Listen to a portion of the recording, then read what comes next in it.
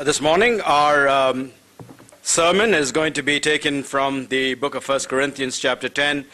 It's going to be a time when we dig into the scriptures. We are known, as I keep constantly saying, and as we are reminded that this is Delhi Bible Fellowship, and so it behooves us to dig into the Word and to get to know the Word of God. So our devotion this morning will delve into the New Testament and to the Old Testament. So I encourage you to take your scriptures and to follow along. This morning, as we heard the sad news of what transpired to a family of ours, I was reminded of the story of Adoniram Judson almost 200 years ago. Adoniram was one of the first missionaries from America, from the Baptist Society of America, to come out to India. And he had expected that he would be ministering here in India. And when he joined William Carey in Calcutta, he was impressed that he needed to go on because of the difficulties that were there in Calcutta, that he would go on to Burma. William Carey blessed him and sent him on, and Adoniram Judson and his wife went on to Burma in Rangoon and spent 40 years of his life there.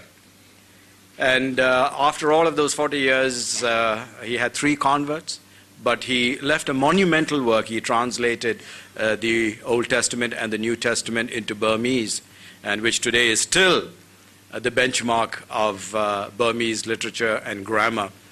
A man of erudition, a man of great learning, but went through a period of great distress in his life. He had married a young lady by the name of Anne Hazelton, and she, devoted as he was to the cause of missions, had gone on with him to Rangoon. And as they were traveling and moved on to Rangoon, after about 10 years' time, she died. Their first child had died on the way, on the crossing. They had buried their first child, Roger, a couple of days old, in the Bay of Bengal as they were traveling on the ship to Burma. 10 years later, Adoniram Judson stood on top of a hill beside the grave of his wife, Anne Hazelton, and their daughter of 17 months went into a deep, deep depression, and for 3 years wandered the jungles of Burma and Rangoon, wondering what God had intended for him. A man who had devoted his life, was convinced that God had called him to the mission fields, stood grieving by the grave of his wife and his child, and was reminded of the words of William Carey when he said, "You're going to Rangoon, but always remember that the tomorrows that God gives you, desperate and despairing as they may be, are always bright as the promises of God." And so in moments of despair, we need to hold on to the fact that the promises of God are the rock on which we stand, that it is heartbreaking and heart-wrenching to stand on the gravesides of our little ones and of our children and of our parents. But in seasons of distress, our soul must always hold on to the singular fact that our tomorrows are always as bright as the promises of God. And so too, with this, I invite your attention to the first letter that Paul wrote to the Corinthian church, chapter 10, writing in the context of a church that had been immensely blessed by the Spirit of God. If you read through all of the New Testament, you will not find a church that had been so lavishly blessed by the outpouring of the Holy Spirit, so full of the administrative gifts of God, the spiritual gifts. And yet we find in Corinth tremendous challenges, challenges of division, challenges of faithlessness, challenges of immorality. Immorality of a kind that Paul says not even the heathens practice. Failure of worship. Failure to look after one another. Failure to love. Failure of doctrine when they didn't understand what the resurrection experience was all about. And into this congregation, Paul must write in chapter 10, he says, "For I do not want you to be ignorant of the fact, brothers, that our forefathers were all under the cloud, and that they all passed through the sea." Here, Paul is, of course, referring to the Old Testament experience of the people of God, Israel, as they came out of bondage. They all passed through the sea. They were all baptized into Moses in the cloud and in the sea. They all ate the same spiritual food and drank the same spiritual drink. For they drank from the spiritual rock that accompanied them, and that rock was Christ. Nevertheless, God was not pleased with most of them, and their bodies were scattered over the desert. Now these things occurred as examples to keep us from setting our hearts on evil things as they did. Do not be idolaters, as some of them were, as it is written, the people sat down to eat and drink and got up to indulge in pagan revelry. We should not commit sexual immorality, as some of them did, and in one day 23,000 of them died. We should not test the Lord, as some of them did, and were killed by snakes, and do not grumble, as some of them did, and were killed by the destroying angel. These things happened to them as examples, and were written down as warnings for us, on whom the fulfillment of the ages has come. So if you think you're standing firm, be careful that you don't fall. For no temptation has seized you except what is common to man. And God is faithful. He will not let you be tested beyond what you can bear. But when you are tested, He will also provide a way out so that you can stand up under it. Now, when you look at this passage of Scripture, there's a rather enigmatic verse in there talking about the fact that they all ate the same spiritual food and drank the same spiritual drink, for they drank from the spiritual rock that accompanied them, and that rock was Christ. Now, obviously, he was talking about an Exodus experience of the Israelite nation, and we are rather surprised to find Paul referring to the fact that in the Old Testament experience of the people of God, the situation was described as Christ being there in the form of a rock. Now, we don't know what all of this means in the context of Paul, but remember that Paul was a Pharisee. He was well learned in the Old Testament. He had expounded the Old Testament. He had sat under Gamaliel. He was well trained in the exegesis of the Old Testament, and that was their Bible in those days. And so we have to ask ourselves, what was Paul trying to communicate to this early community of faith? What was he trying to bring out to explain to them from this experience in the desert wanderings? And so the key word there, as you saw in multiple verses, is the word to tempt or to test. And so you have to keep that in your mind as I now take you back to a passage in the Old Testament.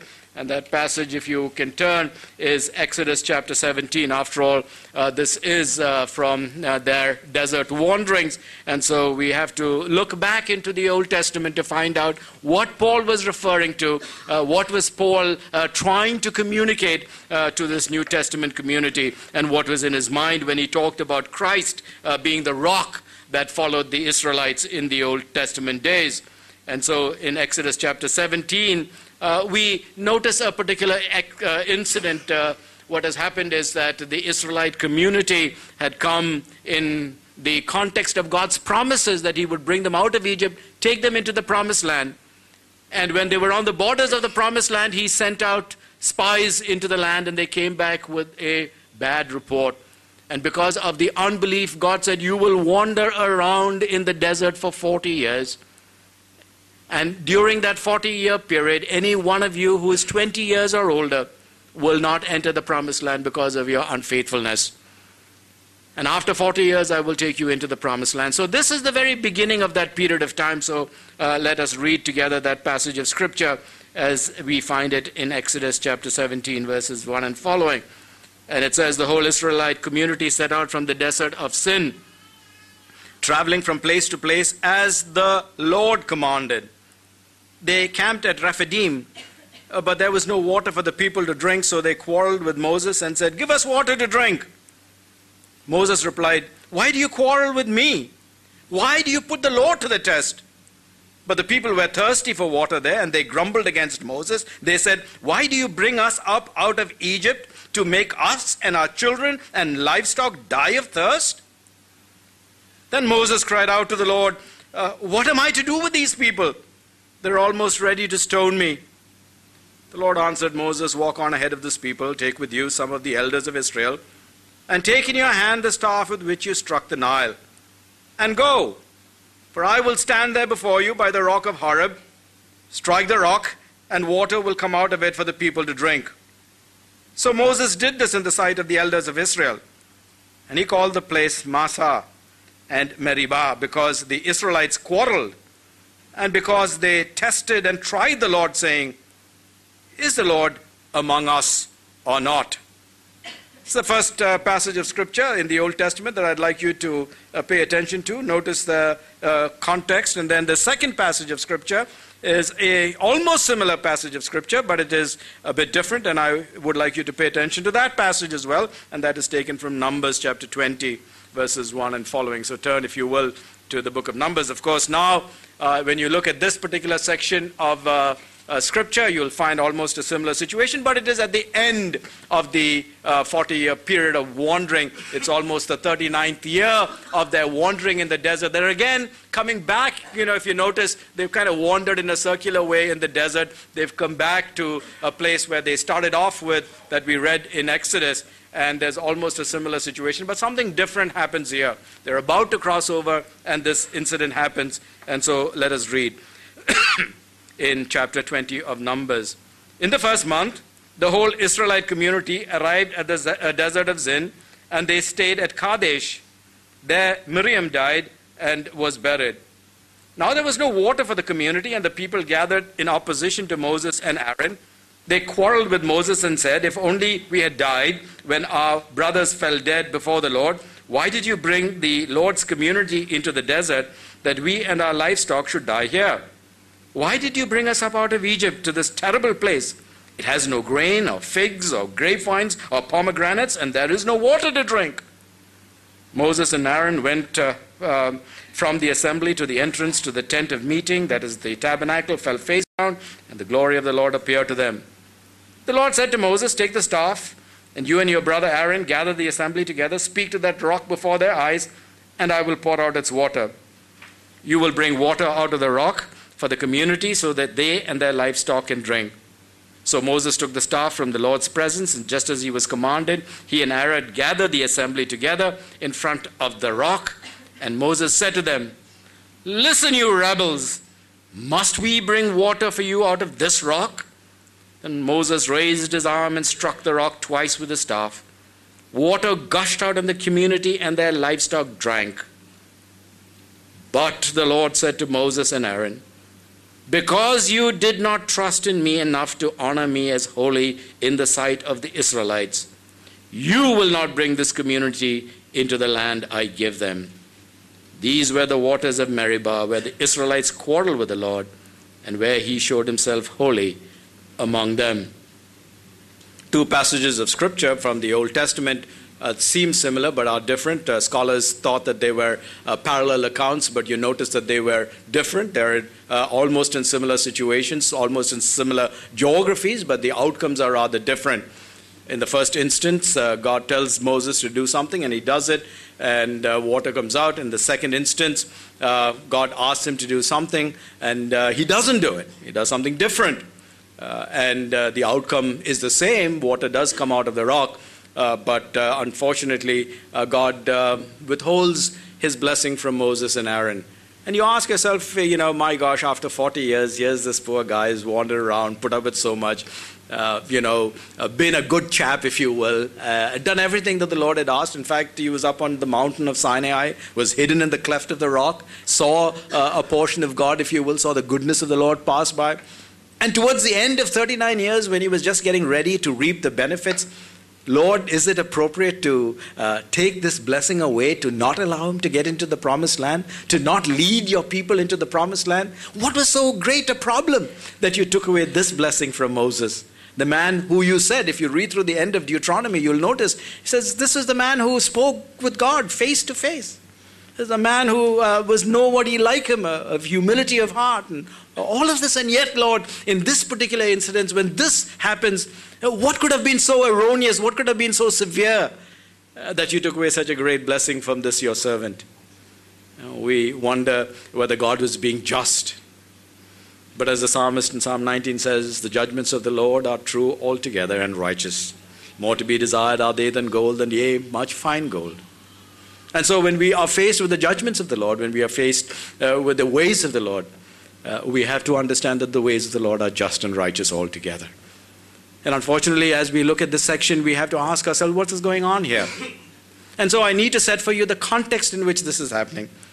If you look in the book of Exodus, you'll notice that Israelite community had come into the desert and they had just consummated the covenant relationship with God. God had given them the 10 commandments. He had established them as a covenant community. He said, I will go with you.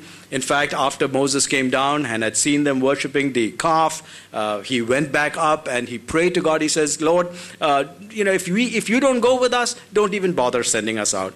Better you take my life out of the book of life. Better you erase me and my whole family. But please don't abandon your people, because what will the nation say? That you took them out of Egypt only to bring them to the desert, to cause them to die? What will the people say of you? And so God says, okay, Moses, because you stood in the breach, because you were an intercessor for your people, I promise you that I will go with you. I will not abandon you. I will not leave you. My presence will always be with you. And so in this context, you'll notice that they come to this first trial and test. And this is the operative word. The word testing is the word that ultimately gets given to the place, the masah, if you will. The word that is for testing is nasah, So there's a play on words over here. And what is often used, this word testing, is very often the same word that is used when Abraham was asked to give up his only son, Isaac. When Gideon was trying to find out whether God had really said something to him, that word is used again of the fleece that was put out. When David was going to fight Goliath and Saul gives him his sword and his armor and he tries them on and he says, I haven't tested this, so I'm not going to wear this. I'm just going to go out and get the things that I know how to use, my sling and my stones. I'll go out. When the Queen of Sheba heard that Solomon was the wisest man, she came up to, quote unquote, to test him to find out if this was really the case. And so on and so forth. Hezekiah, when he was there, it says God tested him when the Babylonians came to look at what was in his treasure. And unfortunately, Hezekiah opened up his treasures as an invitation, and the Babylonians said, aha, there's plenty of gold, and came and invaded Israel later. Things that talk about the process by which God sees what is in man's heart. And that is the process, quote, of testing. And very often it's translated as tempting, but I believe that that's not an appropriate translation. It's more this concept of proving and of testing. And it's in this context.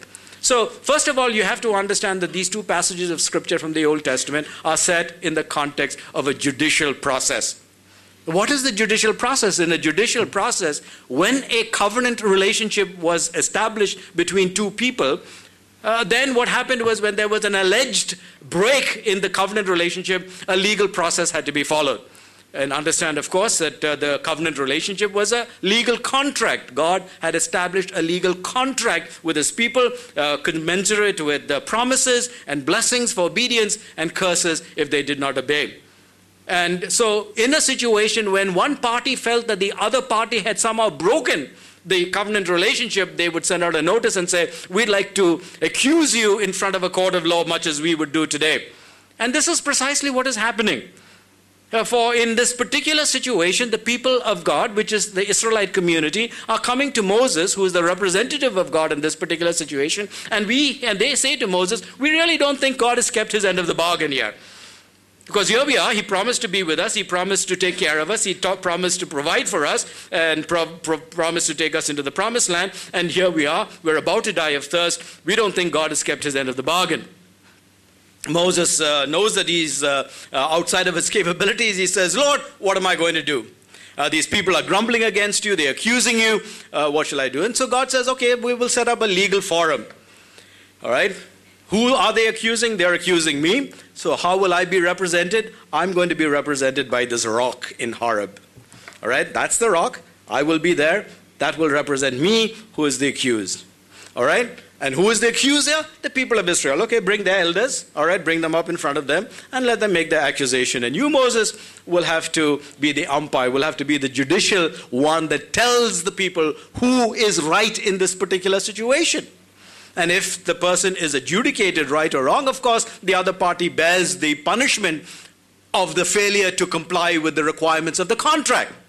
This is the judicial setting. So this is precisely what happens. God appears as the accused. Israel appears as the accuser.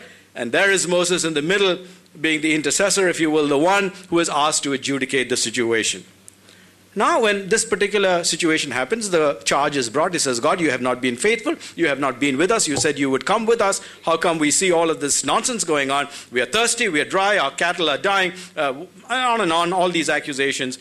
You have been unfaithful to your promises that you promised.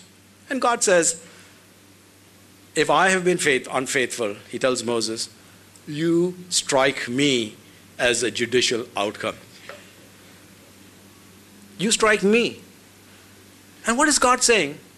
Is that if I really entered into judgment with you, I would have to wipe you out. But I have promised Abraham, I have promised Isaac, and I have promised Jacob that through their seed all nations will be blessed.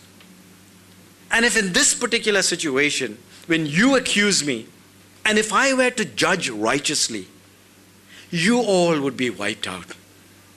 Rather than me being unfaithful to my covenant promises, better that I bear the punishment of the failure to keep the covenant, rather than you be wiped out if I were to truly give you justice. And so when justice was called for, God said, let there be mercy. And God told Moses, you take the staff and you strike me. And let it be the outcome of showing to them that I will provide for them. And I will provide the water that gushes forth. 39 years later, they're in the same situation. They wandered around in the desert. God has provided for them manna. God has provided for them quail. When they ask for it, he says, we're hungry, we're fed up of this manna stuff, He says this thing is coming out of our ears, literally is what they say. And God says, okay, this is the food of angels, You're fed up with the food of angels. I'll give you quail, and God sends the quail. And he says, I fed you, I watered you, I took care of you. 39 years later, almost a similar situation happens. How quickly we forget the benefits and the gracious kindness of our God. And it's a similar situation. There's a legal case presented. Of course, the people grumble and they say, God has been unfaithful. He hasn't provided for us. And we are again here 39 years later, still wandering in the desert. And now again in a situation when there's no water. Again, we are threatened with extinction. Now, what is God going to do? And there's been a series of rebellions before this. Series of rebellion, questioning Aaron, questioning the leadership of Moses, questioning all of this. Even his own sister questions Moses' leadership. All of this has taken place. And it's gotten to the point where Moses must have been saying, enough already. And this time the Lord comes to him and says, these people are complaining, judicial process, set up the court. I'm going to come there. There's the rock. I'm going to be there. The rock represents me. And this time you speak to the rock. And water will come out. Moses knew the answer. It was not as if Moses did not know the outcome. He says, you speak to the rock and water will come. And the people are asked to represent. The accusers stand on one side, the accused stand on the other side. Moses again called to adjudicate. God says, bring your staff. This is the judicial staff, the staff of his authority, the staff by which he parted the Red Sea as an indication of the remembrance of the people of God that he had brought them already through deep waters.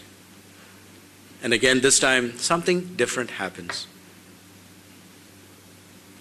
Moses, instead of speaking to the rock, strikes the rock twice. Water comes out still. But Moses is told, you will not enter into the promised land. It says, you did not show the Lord as holy. What is happening here? Scholars aren't particularly clear what the problem is in terms of how serious this issue is and their speculation.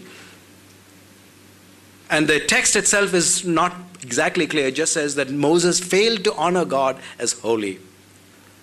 There are other passages of scripture where it talks about Moses having spoken out of turn and all of this, if you look at the Psalms. But the point is simply this. 39th year, about to enter the promised land, Moses is anticipating crossing over. Almost 40 years before, 39 years ago, they were almost at the same point. And they sent a group of people in, and they came back with a bad report. And God sent them with 40 years of wandering in the desert. This couldn't have been far from Moses' mind. He said, Lord, he said, am I going to have to take this people through another 40 years if this thing happens again? Is there going to be a group of people that, like that first group of people, refuse to honor your name, refuse to stand up for you, refuse to put their reputation on the line because you said you would take them through? And they said, no, there's walled cities, there's giants in the land, we're going to be annihilated. God can't be serious in his promise to take us forward. And they sped a bad report. Is this going to happen again? And so Moses loses it. He says, you rebels, and strikes the rock. I shudder to think what God would have done if justice had to prevail again. And God passes judgment. He says, you struck me, I will take the blame. You, without any guidance from God, decided to take justice in your own hands and strike the rock. Even though I was not the guilty party, you struck the rock. But even when Moses, a man like Moses, failed to be faithful, God said, I cannot but be faithful to my promises. And he takes the blows upon himself again, provides water, and the people go on to take possession of the land. But Moses is prevented from going on with his people. And you ask yourself, how could this, your servant, be punished so brutally? The last thing you see in Moses' life is on Mount Nebo, and God says, look up, you'll see the whole land that I promised them, all the way from the Mediterranean to the Great Sea, to all coast to coast. But you will not enter in. And he says, God buried Moses. And on that mountaintop, Moses comes to his end. And we ask, is that all there is? Is that all there is to the story? Was God so forgiving in one instance and so unforgiving in another instance? I take your thoughts to another mountaintop during the time of our Lord. And there, along with 3 disciples, there is a transfiguration experience. And who's on the mountaintop? Elijah, and our good friend Moses is there. Did God take him into the promised land? Of course he did. Did his foot step on the promised land? Of course it did. But in ways that Moses could never comprehend in his lifetime. Is God faithful? Does he look like he's squeezing you for that last ounce of justice? Does it look like he's been unfair? Then I take you to another mountaintop where there were 3 crosses, and in the center of him stood one by whose stripes we are healed. And when justice and mercy were again juxtaposed, when all of creation stood on the brink of judgment, when his own people had accused him and said, we have no need of him, we have no need for a king, we have no need for a Messiah. Our Messiahs, our kings, are more in terms of our understanding. We have no need for him. When justice and mercy was there, God finally took upon himself the stripes by which we are healed. And what was promised in the Old Testament? When the rock was there and when God said, when justice is called for, I will take the blame. I will take the stripes rather than that my promises be not fulfilled. Rather than that I should turn my back on my people. Rather than that I should lead them in despair. And so this is the promise that is given to us. This is the rock that followed Israel. This is the rock that is in our midst. This is the rock that provides water. This is the rock that gives us mercy over justice. This is the rock by whose stripes we are healed. The story is not unchanged from those in the Old Testament. The story is always the same. 'Tis mercy all immense and free, for oh my God, it found out me. Amazing grace, how can it be that thou, my God, shouldst die for me? The saints of God have never forgotten that message. There used to be an old ship's captain, wasted his early life, finally, because of his father's influence, became a ship's captain. And because he wasn't even good at this, he became a ship's captain that carried slaves between Africa and America. And if you know anything about slave trade in those days, you will know how nasty and brutish it was. Hundreds of slaves from Africa brought in on deck, kept in places no larger than a coffin, chained and shackled. And when they had seasickness and everything else, they left them there. And in a storm, when the ship had to be lightened, they took these helpless slaves and threw them overboard so that the ship would not sink. This was the man who ran those ships. Foul-mouthed, bitter, had no use for God, and little use for his fellow men. And one day on a stormy crossing, God caught a hold of him. And this is the man that became John Newton, who very often when he was converted stood up in his congregation and dressed in his old sea captain's clothes. And when people asked him, John, why do you still preach sometimes with your captain's clothes on? He said, amazing grace, how sweet the sound that saved a wretch like me. I once was lost, but now am found. And that is the story of amazing grace. He says, I can't help but preach every once in a while, remembering from what God saved me. Amazing grace. How sweet the sound that saved a wretch like me. I once was lost, but now am found. Oh, what a story of grace. And so what Paul says is that when you look at life and think that there are things that can please you, when you think that it is food, that it is family, that it is love, it is all of these things that you need, and of course God knows that you need them, won't you look at it from the lens of the cross? Won't you look at it through what God has done for you and for me on the cross? 'Tis the same old story of the Old Testament and the New. There is no difference. Simply this. Amazing grace. How sweet the sound that saved a wretch like me. Amen. Offerings, today being our first day, I hope we've come prepared to worship.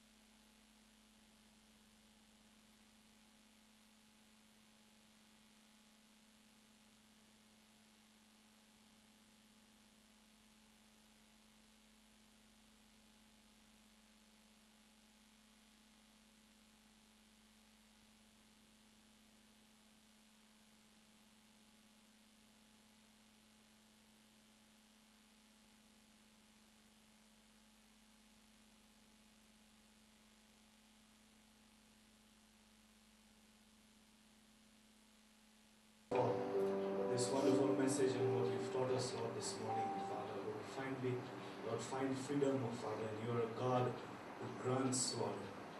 You keep your promises, oh Father. And we just want to thank you this morning, oh Father, for your big sacrifice, Lord, for us on the cross. Father, accept our gifts, Lord, that we've offered to you. Keep us close to you, walking, Lord, in your path, Lord, as the week goes by, oh Father. We ask this prayer in Jesus' name. Amen. You may be seated. Have a great week.